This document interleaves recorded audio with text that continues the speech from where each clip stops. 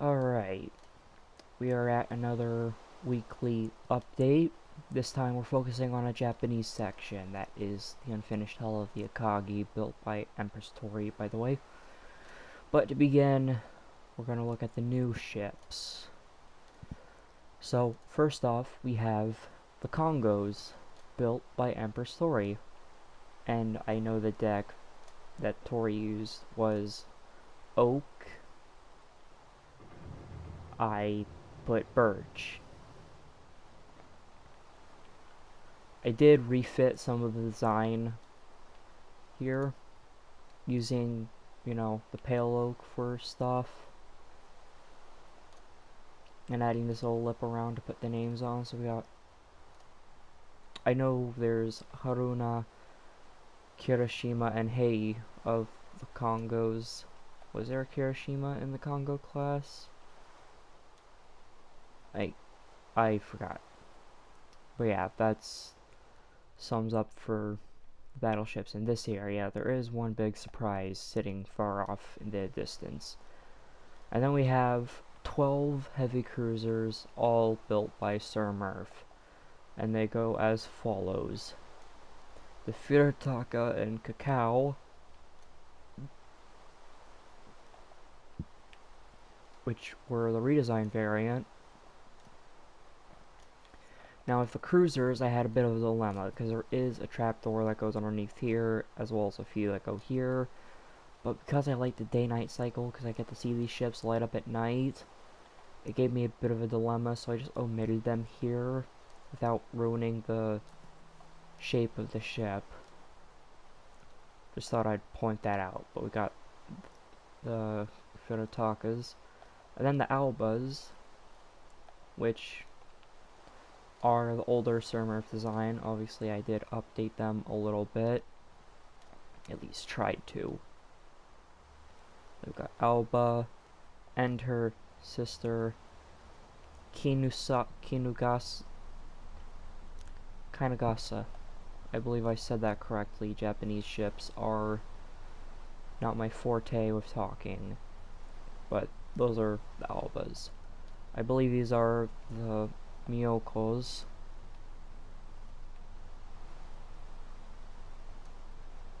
Yeah, Miyokos. Which is where we start getting into the more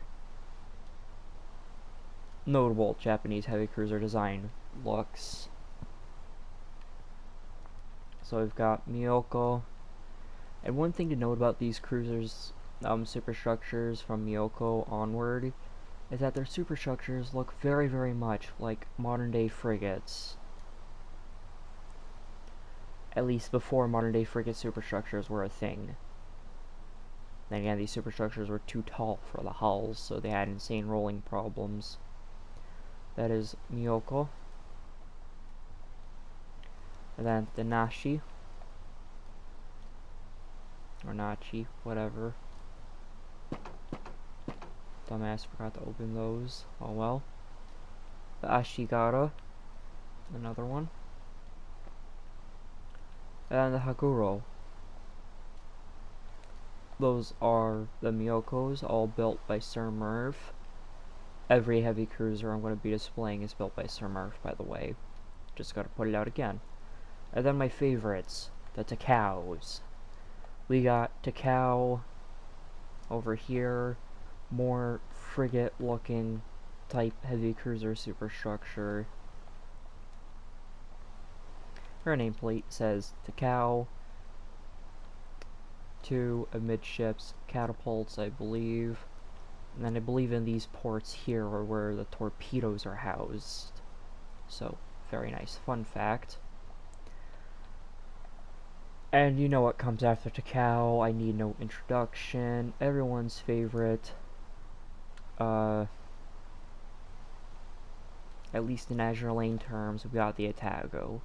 Atago, whatever. That's her nameplate slapped right on her beautiful, bodacious butt. I hate myself. But yeah, that is Atago. If you have Atago in Azure Lane, give her lots of pats. I have since stopped playing the game because it's too much of a Gunner shit. But then we have the Shokai, which is a third of the Takao class. Now, funnily enough, when the Amagi class battlecruisers were being constructed, there were supposed to be a Takao and a Tago amongst the Amagi class, but those were never put into play, sadly. Yeah, that's the Shokai. And then the last one is Maya. But aside from that, those are all the ships in this area. So we're counted up to around, that's 12, there are 4 Congos, 16, 2 carriers over there, 18. So we got 2 more ships to look at. Well, I'm going to give another look at the Shinano, because, you know, Shinano's making big relevance back in Azure Lane. There's Shinano, but here is the Shikishima. And I did say it was a surprise which wood I would use between birch and jungle. I went with birch. Birch, birch, birch.